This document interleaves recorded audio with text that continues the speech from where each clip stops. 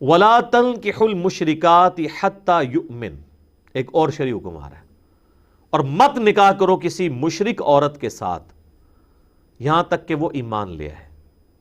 اب یہ مشرک وہ انڈیا پاکستان بنگلہ دیش والی نہیں ہے، یہاں تو سارے ایک فرقے بھی دوسروں کو مشرک کہہ رہے ہوتے ہیں۔ اس مشرک سے مراد بت پرست جو شرک جلی کرنے والے لوگ ہیں، کلمہ گو مشرک اس سے مراد نہیں ہے۔ جب تک وہ ایمان نہ لے آئے وہ عورت، اس وقت تک تم اس سے نکاح نہیں کر سکتے۔ لیکن اس میں ایک ایکسیپشن دے دی گئی ہے سورۃ المائدہ کے اندر جا کے کہ جو اہل کتاب کی عورتیں ہیں نا وہ مسلمان مردوں کے لیے حلال ہیں، سٹارٹ کے اندر ہی سورہ المائدہ میں، لیکن صرف عورتیں ان کی حلال ہیں، ان کے مرد ہماری عورتوں کے لیے حلال نہیں ہے۔ یہاں پہ کیٹاگوریکلی آیا کہ مشرک عورت حلال نہیں ہے۔ صحیح بخاری میں آتا ہے کہ عبداللہ بن عمر کا ایک تفرد تھا کہ وہ یہ مانتے تھے کہ یہ جو آیت ہے نا کہ مشرک عورت سے نکاح نہیں ہو سکتا، اس کیٹیگری میں یہود و نصارہ بھی فال کرتے ہیں، اور وہ کہتے تھے کہ اس سے بڑا شرک کیا ہوگا کہ کوئی شخص حضرت عیسیٰ کو اللہ کا بیٹا کہے، تو میں تو نہیں سمجھتا کہ ایسی عورت کے ساتھ نکاح حلال ہو۔ لیکن باقی سارے صحابہ کہتے تھے کہ اگر یہی کیٹیگرائزیشن اس اعتبار سے نہ کرنی ہوتی تو سورۃ المائدہ جو بالکل اینڈ میں نازل ہوئی اس میں کیوں اہل کتاب کی عورتوں کے ساتھ نکاح کی اجازت دی گئی ہے، جبکہ سورۃ المائدہ ہی میں سب سے زیادہ یہود و نصارہ کا شرک کھول کے بیان کیا گیا ہے، باقی کسی صورت میں نہیں ہے۔ لقد کفر الذین قالوا ان اللہ هو المسیح ابن مریم، بے شک وہ لوگ کفر کر رہے ہیں جو کہہ رہے ہیں کہ عیسیٰ ہی اللہ ہے۔ یہ سورۃ المائدہ کی آیت نمبر 72 ہے۔ پھر آگے چل کے سورۃ المائدہ کی آیت نمبر 75 میں آیا لقد کفر الذین قالوا ان اللہ ثالث ثلاثہ، وہ لوگ بھی کافر ہیں جو کہتے ہیں کہ حضرت عیسیٰ اور حضرت مریم اس زمانے میں اور آج ہولی گوسٹ اور اللہ تعالیٰ یہ تین خدا ہیں، یعنی اللہ تین خداؤں میں سے ایک ہے۔ ٹھیک ہے، تو جو سورۃ المائدہ یہود و نصارہ کے خصوصاً کرسچنز کے شرک کو کھول کے بیان کر رہی ہے، وہ کیوں شروع میں اہل کتاب کی عورتوں کے ساتھ نکاح کو حلال قرار دے رہی ہے؟ اس لیے کہ اہل کتاب جو ہیں وہ آسمانی مذہب کے ماننے والے ہیں، ان میں ریلیکسیشن دی گئی۔ تو صحابہ کرام نے عبداللہ بن عمر کا یہ انڈیویجول فتویٰ قبول نہیں کیا۔ اجماع صحابہ اسی پہ ہے کہ جو یہود و نصارہ کی عورتیں ہیں ان کے ساتھ نکاح حلال ہے۔ اب میرا ایک معصومانہ سوال ہے، کیا یہود و نصارہ کی عورت ہمارے مسلمان جو فرقے ہیں ان کی عورتوں سے بہتر ہے؟ یہود و نصارہ کی جو عورتیں ہیں وہ تو نبی علیہ السلام کو سرے سے پیغمبر ہی نہیں ماننی، یہ صحیح ہے نا؟ اور ہمارے مسلمان فرقوں کی عورتیں نبی علیہ السلام کو پیغمبر مان رہی ہیں، ان کے لیے جان دینے کے لیے تیار ہیں۔ رہا شرک، تو یہود و نصارہ کی عورتوں کا شرک زیادہ جلی ہے مسلمان عورتوں سے، اس اعتبار سے کہ مسلمان عورتوں میں اگر کہیں پہ شرک پایا جاتا ہے تو وہ شرک جلی نہیں، خدا کی ذات میں کسی کو وہ شریک نہیں کرتی۔ وہ یہ نہیں کہتی کہ نبی صلی اللہ علیہ وآلہ وسلم اللہ کے بیٹے ہیں، نعوذ باللہ، یا نبی علیہ السلام کی عبادت بھی ہو سکتی ہے، آپ کو سجدہ بھی ہو سکتا ہے، یہ کوئی تھکڑ سے تھکڑ مسلمان بھی آپ کو نہیں کہے گا۔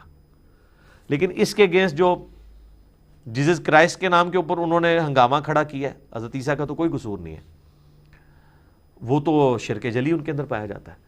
تو اگر آپ ریشو پروپورشن میں اس کو پلڑا دیکھیں تو مسلمان عورتوں کا بہرحال بھاری ہے، بلکہ بھاری کہنا بھی ایک طرح کی زیادتی ہے، بہت بھاری ہے، کوئی کمپیریزن ہی نہیں ہے۔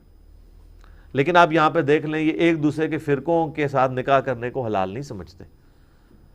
یہ آپ مجھے کہیں گے کہ پریکٹیکلی ایک بریلوی کا دیوبندی سے ہوا ہے یا ایک بریلوی کا اہل حدیث سے ہو گیا، اہل حدیث کا دیوبندی سے، وہ ضرور ہوا ہے، لیکن شرعی فتویٰ آپ اگر لے کے دیں نا تو نہیں دیں گے۔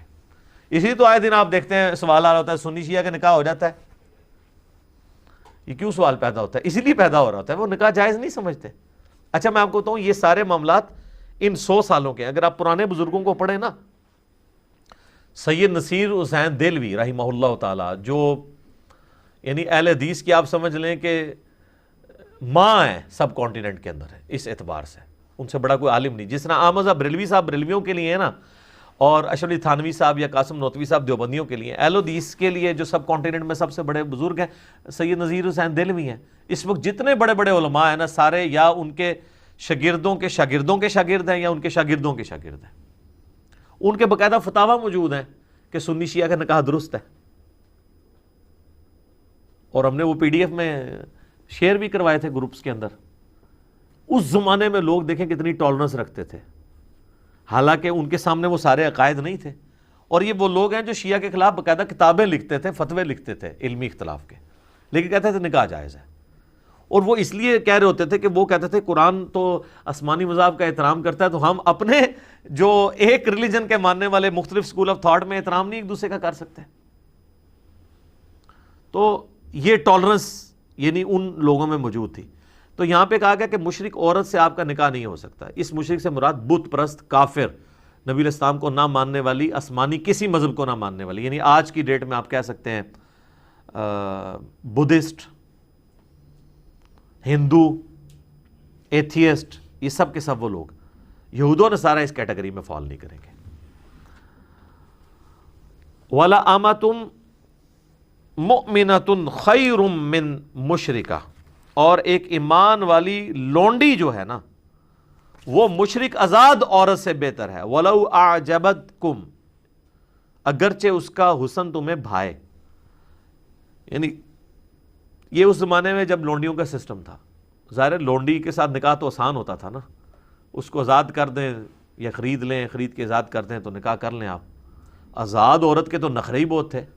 آج بھی آپ ذرا عرب میں چلے جائیں، ایک مرد پس جاتا ہے ایک شادی کے لیے، لوگ تو سمجھتے ہیں عربی یاش ہیں، عربی یاش ہیں، وہ سارے یہ چاند ایک لوگ ہیں جو عرب پتی لوگ ہیں، ادروائز عربیوں کی تو بیچاروں کی شادی کوئی نہیں ہوتی ہے۔ یہ بھی آج آپ نئی بات لے جائیں، ذرا عربیوں سے ڈائریکٹ پوچھیں تو صحیح وہاں شادی کتنا عذاب ہے ان کے لیے، پوری زندگی وہ جوڑتے رہتے ہیں۔ جس طرح ہمارے یہاں کے پی میں جو مرد ہیں پٹھانوں کے، وہ بیچارے بڑی مشکل سے مال جوڑ کے تو ان کی شادی ہوتی ہے، عورت والوں کو پیسہ دینا پڑتا ہے۔ یہاں پہ بھی مرد کو اتنے پاپڑ بیلنے پڑتے ہیں تب جا کے جو ہے نا وہ کسی عورت کے ساتھ ان کا نکاح ہوتا ہے۔ عربی تو بیچارے بڑے مشکل میں ہیں۔ یہ تو چند ایک لوگ ہیں جو امیر ہیں جو آپ کو نظر آتے ہیں، اور ان کو بھی بہت کچھ کرنا پڑتا ہے، خیر، لیکن عام بیچارے تو جس طرح یہاں پہ آسانی سے شادی ہو جاتی ہے، عربیوں کی تو نہیں ہوتی ہے۔ اہم ہی عربی بیچارے بدرام ہوئے تھے، عربی بیاہ بڑا کرتے ہیں، نبی بیاہ انہوں نے ایک بھی نہیں ہوتا، اللہ دے بندے ہو تو نے کہتا ہے بڑی مشکل ہوتی ہے ان کے لیے۔ تو وہ پھر کیا لونڈیاں جو ہیں وہ، تو کہا گیا کہ آزاد عورت جو ہے نا وہ مشرک عورت ہے اور آزاد ہے اور اس کا حسن بھی ہے، اس سے بہتر ہے ایک مسلمان لونڈی تمہیں مل جائے، وہ بہتر ہے کہ اس سے نکاح کر لو۔ وَلَا تُنْكِحُوا الْمُشْرِكِينَ حَتَّى يُؤْمِنُوا، اور اپنی عورتوں کا بھی، اپنی بچیوں کا بھی نکاح نہ کرو کسی مشرک مرد کے ساتھ یہاں تک کہ وہ ایمان لے آئے۔ جب تک ایمان نہیں کوئی لے کے آتا نا، اس وقت تک آپ اس کے ساتھ نکاح نہیں کر سکتے۔ وَلَا عَبْدٌ مُؤْمِنٌ خَيْرٌ مِّن مُشْرِك، اور ایک مومن جو غلام ہے نا وہ بہتر ہے ایک مشرک آزاد مرد سے۔ اب اس چیز کی آپ انٹینسٹی آج فیل نہیں کر سکتے، اس لیے کہ یہاں سے لونڈی سسٹم اور غلام سسٹم ختم ہو چکے ہیں، لیکن عرب میں تو یہ جناب زندگی موت کا مسئلہ تھا۔ آج بھی آپ ہمارے کچھ گاؤں ایریا میں چلے جائیں تو آپ اس چیز کو فیل کر سکتے ہیں۔ وہ کہہ دیتے ہیں جی یہ موچی ہیں جی، یہ فلاں ہیں جی، ہم چودھری ہیں جی، ہم جٹ ہیں، ہم گجر ہیں، تو وہ اس چیز کو عیب سمجھتے ہیں۔ اور بعض اوقات آپ اکثر خبروں میں سنتے ہیں کہ وہ مطلب قتل و غارت پہ بھی اتر آتے ہیں۔ اگر کوئی ایک چھوٹے خاندان کی عورت کی شادی بڑے کسی خاندان کے مرد والے کے ساتھ ہو جائے، یعنی میں لو میرج کے پوائنٹ آف ویو سے بات کر رہا ہوں، تو وہ مار دیتے ہیں، اور بعض کا دونوں کو ہی مار دیتے ہیں۔ وہ کہتے ہیں جی ہمیں اپنی عزت زیادہ پیاری ہے۔ تو یہ ہلکی سی جھلک ہے عرب کے لوگوں کی اس ماڈرن دور کے اندر بھی۔ تو وہ جو عرب کے اس زمانے کے لوگ تھے وہ تو اس کو بڑا عیب سمجھتے تھے۔ اولئک یدعون الی النار، یہ جو مشرک ہیں یہ تو تمہیں آگ کی طرف بلا رہے ہیں۔ واللہ یدعو الی الجنہ، جبکہ اللہ تمہیں بلا رہا ہے جنت کی طرف۔ یعنی بہت بڑا ڈیفرنس ہے۔ اللہ کے ماننے والے اور طاغوت کے ماننے والے، شیطان کے ماننے والے، بتوں کی پرستش کرنے والے کبھی بھی اکٹھے نہیں ہو سکتے۔ والمغفرہ بإذنہ، اللہ تعالیٰ تمہیں بلاتا ہے جنت کی طرف اور مغفرت کی طرف اپنی توفیق سے۔ کیا بات ہے جی، اللہ نے اس چیز کو اپنی توفیق کے ساتھ کر دیا کہ یہ ہر ایک بندے کے لیے ہوگا بھی نہیں جب تک اللہ کی توفیق نہ ہو۔ تو یہ بات یاد رکھیے گا، مسئلہ تقدیر کے حوالے سے بھی مولانا مودودی نے تو خیر بہت زبردست گفتگو کی ہوئی ہے تفہیم القرآن میں۔ میں نے بھی مسئلہ تقدیر کے اوپر جو لیکچرز ریکارڈ کروائے تھے نا، اس کا لب لباب یہی تھا کہ اللہ تعالیٰ تقدیر کے بارے میں جو اتنا ایمفیسائز قرآن میں کرتا ہے نا، وہ اس لیے کہ کوئی شخص پوری ایفرٹ پٹ کرنے کے بعد بھی اپنے آپ کو اللہ سے آزاد نہ سمجھے. جب تک اللہ کی توفیق شامل حال نہیں ہوگی نا، آپ جو مرضی کر لیں کچھ بھی نہیں ہونا. اور صرف اللہ کی توفیق سے کچھ نہیں ہونا اگر آپ نے خود کوشش نہیں کرنی، اس لیے کہ اللہ نے آپ کو توفیق ہی نہیں دینی. توفیق آتی ہی اس کے لیے جو کوشش کرتا ہے. والذین جاہدوا فینا لنہدینہم سبلنا، جو لوگ ہماری راہ میں کوششیں کریں گے نا، کوشش کریں گے، انہی کے لیے ہم اپنی راہیں کھولیں گے.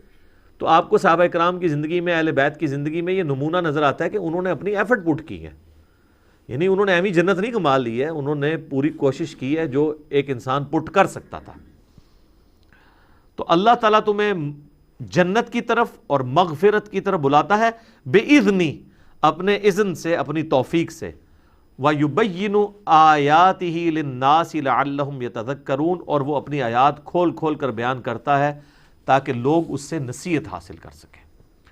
یہ کھول کھول کے بعد اس لیے یہ لفظ بولا جاتا ہے. جب دیکھیں اب یہ بار بار یہ لفظ ریپیٹ ہو رہا ہے کہ کوئی شخص یہ نہ کہ یہ کس قسم کی، یعنی جو ہے وہ نعوذ باللہ کوئی سیکسی قسم کی گفتگو ہو رہی ہے. حالانکہ آپ دیکھیں بڑی لمٹس کے اندر ہے، ایک لمٹ کو کراس نہیں کیا جا رہا، اور پھر بنیادی آئلی زندگی کو ڈسکس کیا جا رہا ہے. تو اتنی باریکی میں جانے کی کیا ضرورت ہے؟ تو اللہ تعالیٰ ہمارے ہم اس لیے کر رہے ہیں کہ تمہیں کھول کھول کے آیات بیان کریں کہ کسی کو کوئی وہم باقی نہ رہ جائے. تو یہ ایک اچھے استاد کی علامت ہوتی ہے کہ وہ جو ہے وہ 5 منٹ کا کلپ نہیں بناتا بلکہ 50 منٹ کی پوری گفتگو سمجھاتا ہے. کیونکہ 5 منٹ کے کلپ میں تو 50 سوال اور پیدا ہو جائیں گے، اور 50 منٹ کی گفتگو میں اگر کہیں سے کوئی وسوسہ سر اٹھائے گا تو اس کا جواب اس کو مل جائے گا اس میں. تو اچھا فلم لوگ پوری دیکھتے ہیں، اگر کسی فلم کا کوئی کلپ شیئر کروا دینا، کہتے ہیں پورا لنک بھیجو. کلپ کسی کو بھیجیے نا 40 منٹ کا، وہ کہتے ہیں نہیں کوئی 3 منٹ کا کلپ بھیجو. بھائی 3 منٹ سے یہ دسیا جا سکتا ہے کہ بھائی فجر دے 2 فرض نے تے زہر دے جناب 4 نے تے مغرب دے 3 نے تے عشاء دے 4 نے، یہی دسیا جا سکتا ہے. 3 منٹ نماز کا طریقہ تو نہیں دسیا جا سکتا، کیونکہ نماز کا طریقہ بتائیں گے تو وہ اس ٹائم کتنے طریقے مارکیٹ میں ہیں، تو آپ کو بتانا پڑے گا یہ غلط کیوں ہے، یہ ٹھیک کیوں ہے، اس پہ ان کے کیا دلائل ہیں، اس پہ ہمارے کیا دلائل ہیں، اس پہ جب آپ یہ پیش کریں گے تو آگے سے وہ یہ کہانی کرائیں گے، جب وہ یہ کہانی کرائیں تو آپ نے یہ کرنا ہے. تو اس کے لیے بھی رفع دین کا لیکچر جناب 2 گھنٹہ اور 11 منٹ کا ہی ہوگا نا. وہ 11 سیکنڈ کی ویڈیو تو نہیں ہو سکتی.